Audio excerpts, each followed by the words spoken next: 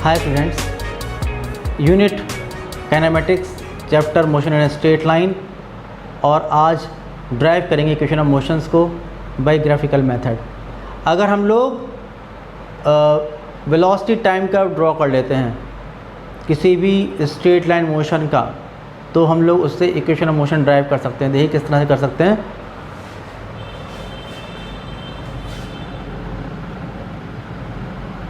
Derivation of equations of motion by graphical method.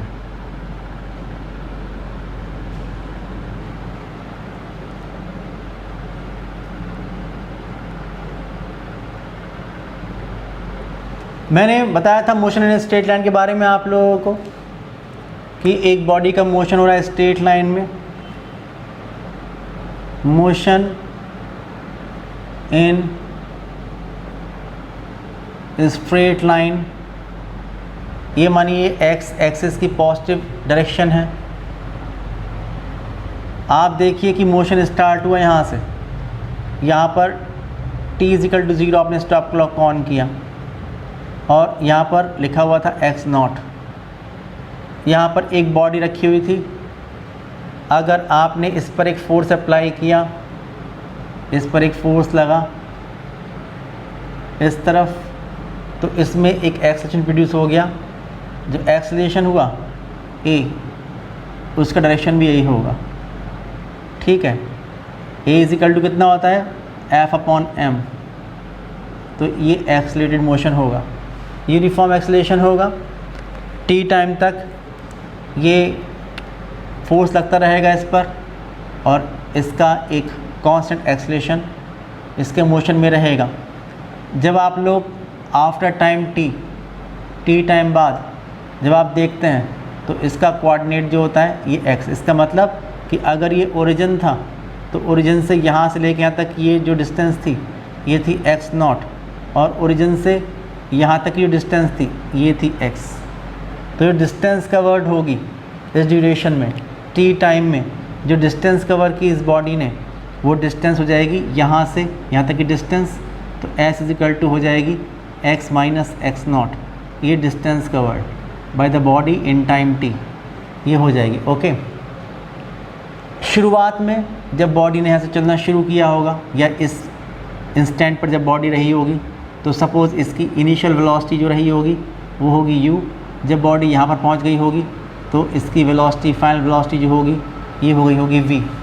अब आप जानते हैं 3 इक्वेशन ऑफ मोशन हमारे पास हैं जिनको हम ग्राफिकल मेथड से ड्राइव कर सकते हैं, और वो इक्वेशंस हमारे पास हैं जो इक्वेशन ऑफ मोशन, उनको लिख रहा हूँ।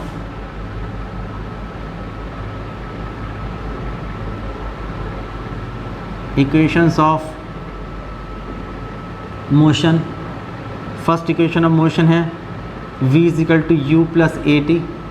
सेकेंड इक्वेशन है s = ut + ½ at², और थर्ड इक्वेशन है v² = u² + 2as।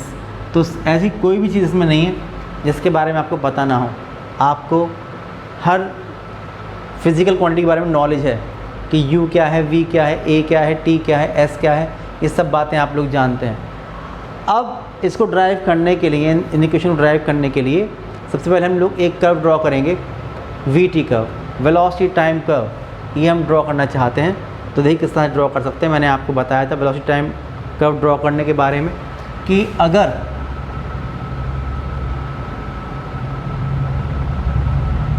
ये है टाइम एक्सिस और ये है वेलोसिटी एक्सिस, ये है वेलोसिटी और ये है वेलोसिटी v, और ये है टाइम t। ठीक है, तो आप देखिए इस यहाँ से यहाँ तक का जो मोशन हो रहा है इसका हम vt कर्व कैसे ड्रॉ कर सकते हैं। तो उसको ड्रॉ करने के लिए सबसे पहले आप देखिए 0 इंस्टेंट पर जब t 0 था तो उस वक्त जो वेलोसिटी थी कितनी थी, u, ये थी, कितनी थी, u। ओके, और जब देखा टी टाइम बाद, देखा आपने टी टाइम बाद, तो इसकी जो वेलोसिटी थी ये बढ़ के हो चुकी वी, यू के मुकाबले वेलोसिटी बढ़कर अब हो गई है वी, ये वेलोसिटी बढ़कर वी हो गई है। लेकिन कहाँ पर पहुँचेंगे, ये करस्पॉन्डिंग जो पॉइंट मिलेगा वो मिलेगा टी टाइम पर।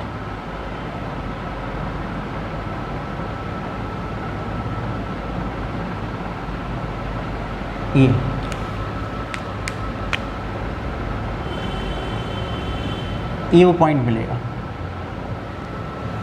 0 पर वेलोसिटी u और टी टाइम पर वेलोसिटी बढ़ के v हो गई, तो ये पॉइंट मिलेगा। अब इस पॉइंट को हम ऐसे मिलाएं या ऐसे मिलाएं या ऐसे मिलाएं, कैसे मिलाएं, तो कैसा एक्सेलेरेशन है, एक यूनिफॉर्म एक्सेलेरेशन है। यूनिफॉर्म एक्सेलेरेशन मतलब होता है कि dv/dt slope of the curve वो कांस्टेंट है, तो इसका मतलब ये हुआ कि स्लोप में कोई चेंज नहीं होना चाहिए। इसलिए एक स्ट्रेट लाइन से इस पॉइंट और इस पॉइंट को आप ज्वाइन कर देंगे, ये हुआ इसका वी.टी कर्व, ये हो गया इसका VT curve.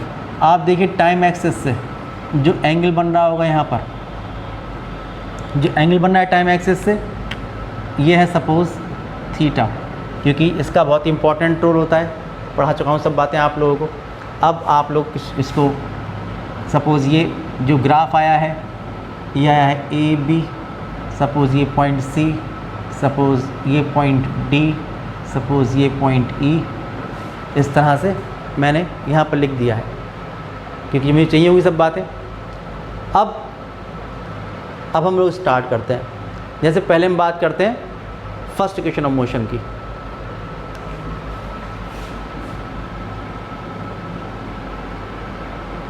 First equation of motion क्या है भाई, v is equal to u plus a t. इसको ड्राइव करना है, तो कैसे ड्राइव करेंगे। आप जानते हैं कि जो v.t कर्व होता है उसका स्लोप एक्सेलेरेशन को रिप्रेजेंट करता है। तो ये जो स्लोप आ रहा है इसका टेंजेंट थीटा, ये रिप्रेजेंट करेगा एक्सेलरेशन को। तो आप लिखेंगे we no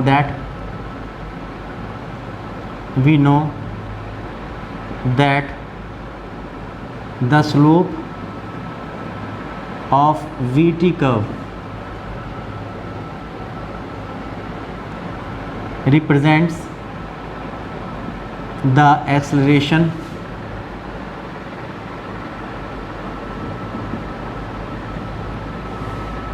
throughout the motion.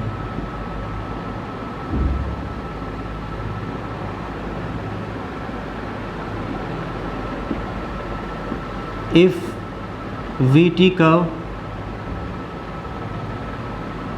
makes an angle theta with time axis, then a is equal to tan theta।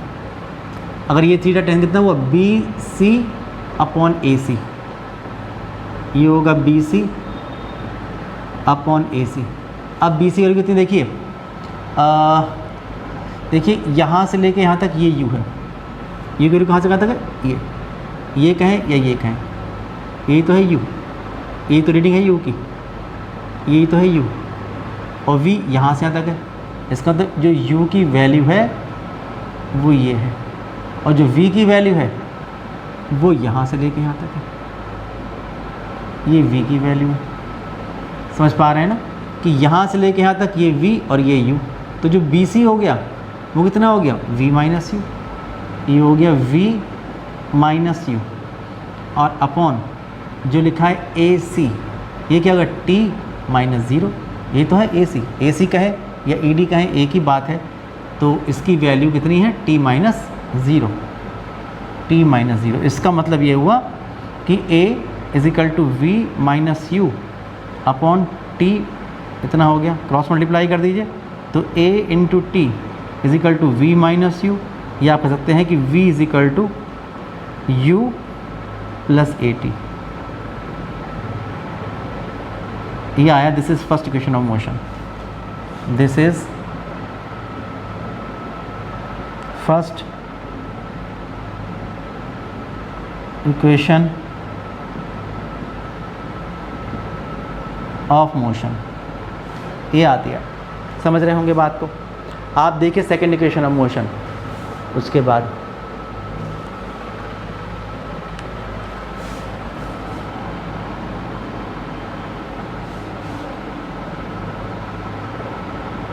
Second equation of motion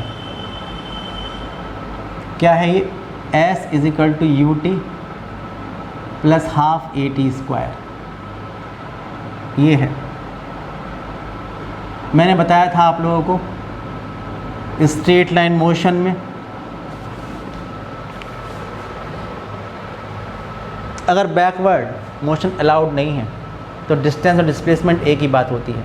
okay, तो आप जानते हैं, मैंने बताया था आपको वी टी कर्व में कि वी टी कर्व और टाइम एक्सिस के बीच जितना भी एरिया एनक्लोज्ड होता है वो काहे को रिप्रेजेंट करता है, वो रिप्रेजेंट करता है डिस्प्लेसमेंट को। तो इसलिए आप निकालेंगे डिस्प्लेसमेंट, आप लिखेंगे कि वी नो दैट, या we know from the definition, we know from the definition of velocity कि v is equal to delta x upon delta t, तो delta x is equal to v into delta t। तो delta x कितना हो गया, ये हो गया x minus x not, ये तो हुआ delta x minus x not. ये कैसे निकालेंगे आप, ये निकालेंगे इससे जो ये एरिया निकल के आया है, इट मीन्स ये हो गया x minus x nought is equal to area enclosed between v t curve and time axis. With sign आता है तो ये ऊपर आ रहा है तो पॉजिटिव ही होगा। आप देखिए कि यहाँ से लेके आता कि x माइनस एक्स नॉट कितना है, s, तो ये हो जाएगा s इज इक्वल टू किसका एरिया, एरिया ऑफ ट्रेपेजियम। कौन सा trapezium, A B E D, ये एरिया ऑफ ट्रेपेजियम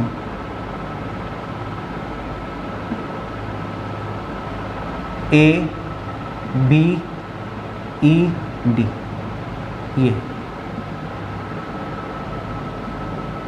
आप देखिए इस ट्रेपेजियम मैंने कहा है ए बी ई डी, इसमें ये ट्रायंगल शामिल है और ये रेक्टेंगल शामिल है। तो ए सी ई डी इसका एरिया और प्लस इस ट्रायंगल का एरिया, तो आप लिखेंगे कि area of rectangle A C E D और plus triangle A B C, ये हो जाएगा। तो आप देखिए जो इसका एरिया होगा ये कितना होगा, ये होगा A D into D E, A D into D E और प्लस इसका एरिया होगा 1/2, बेस कितना है ए सी और हाइट है बी सी, तो बी सी मल्टीप्लाइड बाई ए सी, ये हो जाएगा। तो S इज इक्वल टू, आप देखिए ए डी कितना है, U के इक्वल U, और जो डी ई है ये है T minus zero, T minus zero plus 1/2 B C, देखिए ये पूरा V था और ये था, तो ये हो जाएगा V minus you, V minus you multiplied by जो ए सी लिखा है ये है T माइनस ज़ीरो, ये हो जाएगा। तो इसका मतलब S इजिकल टू ये हो जाएगा you t plus half V minus you multiplied by T, ये हो जाएगा।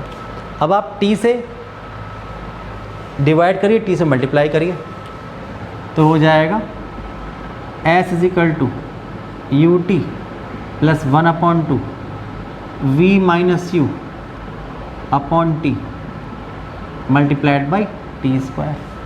अब आप देखिए V minus u, this is V minus u, और अपॉन टी, ये क्या है?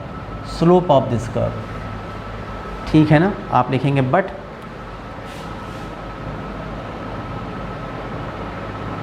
फ्रॉम फिगर या from curve, from v t curve,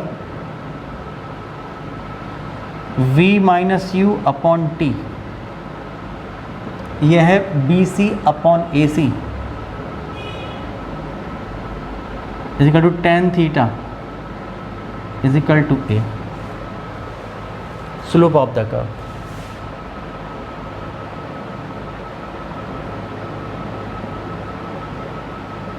ये हो जाएगा।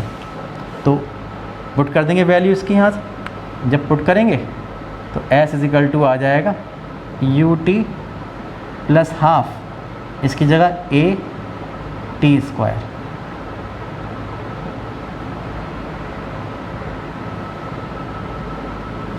ये आ जाएगा। This is second equation of motion, this is second equation of motion, ये निकल के आता है। अब आप देखिए थर्ड इक्वेशन ऑफ मोशन,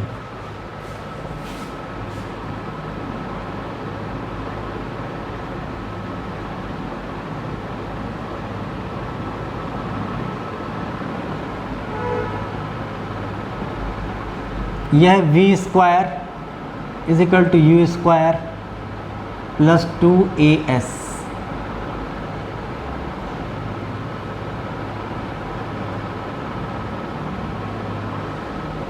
इसको प्रूव करने के लिए आप देखिए फिर से हम लोग बात करेंगे S की,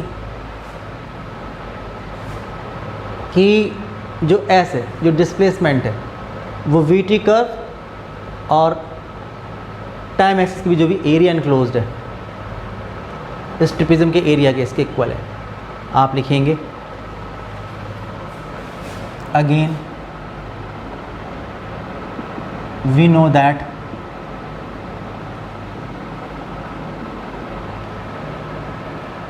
कि delta x is equal to v into delta t, जो मैंने यहाँ पर लिखा था।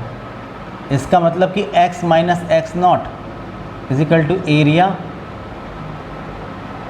enclosed between VT curve and time axis, ये हो जाएगा। x माइनस एक्स नॉट ये s के इक्वल है, तो s इजिकल टू जो हो जाएगा ये यही जो एरिया था ट्रिपिज्म का ए बी ई डी, ये हो जाएगा area of trapezium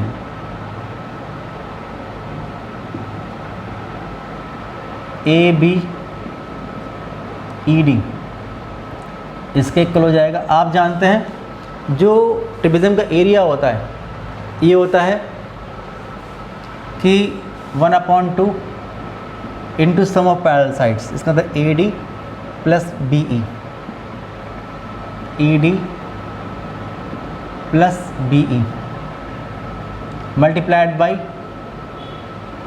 distance between them, A C कहें या डी ई कहें एक ही बात है, ये हो जाएगा। तो S is equal to 1/2 A D कितना है U प्लस बी ई कितना है V और डी ई ये T माइनस 0। तो S इजिकल टू 1/2 जहाँ लिखा U प्लस V, इसलिए V plus U into t. ये अब आप देखिए कि slope of the curve tan theta किसके इक्वल है, tan थीटा नहीं, ए जो होता है ये होता है this upon this, B C upon A C. B C है v माइनस यू और दिस इज t, यहाँ से t निकाल लीजिए। आप लिखेंगे कि बट वी नो दैट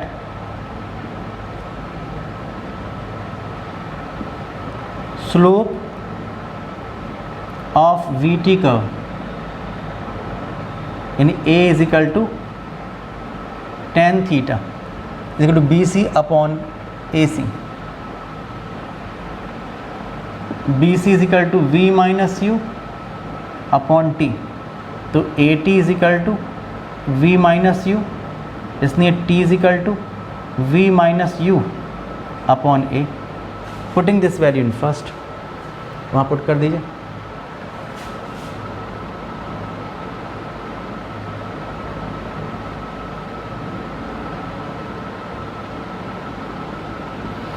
तो हो जाएगा s is equal to 1/2 v plus U into V minus you upon ए। अब आप जानते हैं a plus b into a minus b से ये हो जाएगा v square minus u square, तो s ये इधर ले जाइए तो हो जाएगा 2as is equal to v square minus u square, तो निकल के आएगा v square is equal to u square plus 2as। और ये आप देख रहे हैं थर्ड इक्वेशन ऑफ मोशन है। This is third equation of motion.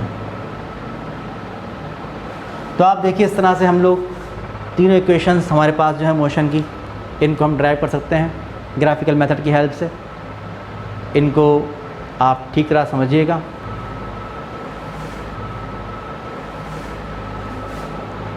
जो नेक्स्ट वीडियो है उसमें जो रिमेनिंग टॉपिक्स हैं उनको डिस्कस करेंगे। तब तक के लिए बाय बाय।